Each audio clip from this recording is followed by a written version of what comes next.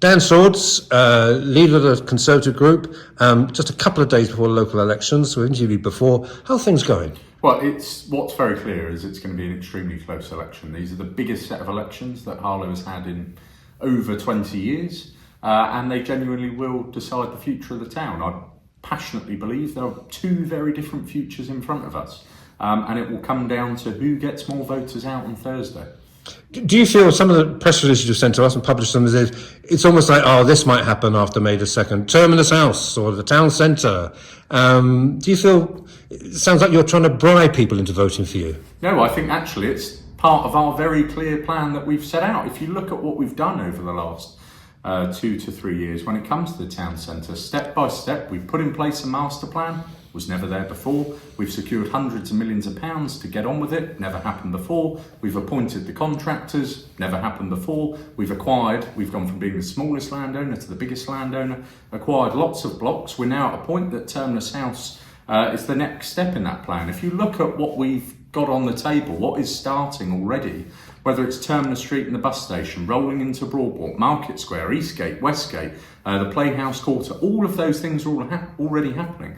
That's the next step as part of our plan. So no, I don't believe that. I actually think we've set out a very clear plan. We're delivering on it. You look at what we said we'd do. We said we'd freeze council tax. We've done that. What we've said now is we will continue to do that. We said we'd rebuild the town centre. We're getting on with that job, and what we've laid out over the last week is our next steps in that process. So actually, I think what we've done is just further articulated what the future looks like if the Harlow Conservatives continue to run the town. And also, importantly, set out quite clearly what will happen if Harlow Labour are allowed back in to run the town. What have you heard on the doorstep? Have you heard similar things, or are people simply talking about national issues, cost of living, mortgage increases, etc.? No, I think, being completely honest, there are concerns about national issues, of course, but by and large, people recognise what they are voting for on Thursday is who do they want to run the council. No matter the result, the government will not change on Friday. We will not end the war between Israel and Palestine or any of those things. What will happen on Friday is the future of the town will be decided. Do you want your council tax frozen or increased? Do you want Harlow homes for Harlow people or not? Do you want the town centre rebuilt or not? Do you want to renew our neighbourhoods or not? That's the future we're deciding on. So actually what you find, by and large, the biggest thing I hear from people is their recollection of what they believe the town was like 20, 30, 40 years ago. And they can see very clearly what happened over particularly the last 10 years when Harlow Labour ran the council. They put up council tax year in, year out, that's a fact.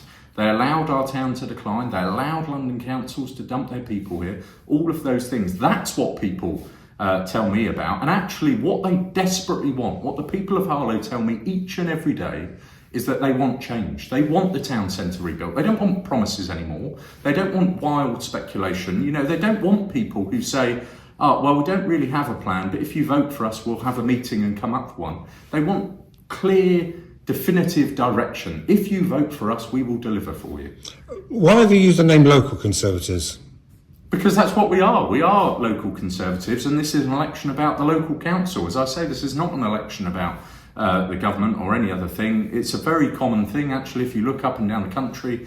We are local Conservatives, the Harlow Conservatives, fighting to run Harlow Council. And as I said, the choice at this election is as to whether you want Harlow. They are the only two options. Voting for any other party just allows Labour back in to run the council. All this election is about is which future do you want for Harlow? Do you want the clear future we've set out, rebuilding the town centre, building more council homes, freezing council tax? We've been shortlisted for the most improved council in England this year. We're in the final 4. Do you want that future for Harlow, or do you want to go back to endless council tax increases and the town declining? Are you carrying your party? Are you carrying your group? I saw the picture of all of you campaign a few weeks ago, but is it just you, or are you all out there giving it, as they say in football, 110%? No, each and every day we have dozens of people out pounding the streets. What we don't do, like the opposition, is parade where we've been each and every day. What we do is go out and speak to people and set out the message I've just explained. Which future do you want? This is the choice you have at this election. Talk about the things that we've done. Not just wild speculation, as I say, if we get in, we'll have a meeting, because we don't have a plan. What we've set out is we've secured hundreds of millions to rebuild the town centre. Here's how it's going to happen. Here's the time frame. Here's what we've done on housing repairs. Here's how we're improving our council services. That's the message that all of our candidates, all of our councillors, all of our members are taking out to the people of Harlow every day. But it must be a tough sell in 2024 with what's going on nationally. What do you think you can retain the council? I am optimistic about what is happening, because actually people can see. You know, we have some incredibly wise people in our town who can see a very clear map in front of them of what happened under Harlow Labour when they ran the council. There's a clear record of what happened there and what is happening now, what we are doing. There are some clear facts on the table. So actually I think what people really want, as I said, where there is a hint of cynicism, is people have been promised for decades that some of this stuff is going to happen. People have been promised for decades that town centre is going to be rebuilt. No money was ever secured, no planning permission, no contracts appointed, no work ever happened. All of those things are now happening. And if people want that to continue, if they want us to finish the job, if they want us to rebuild the town centre, if they want us to stop London councils once and for all dumping their people here, then on Thursday they should vote local Conservative. Who should the people of Church Langley South and Potter Street vote for? What 3 boxes should they tick? Well, as you know, at the moment, there is an investigation.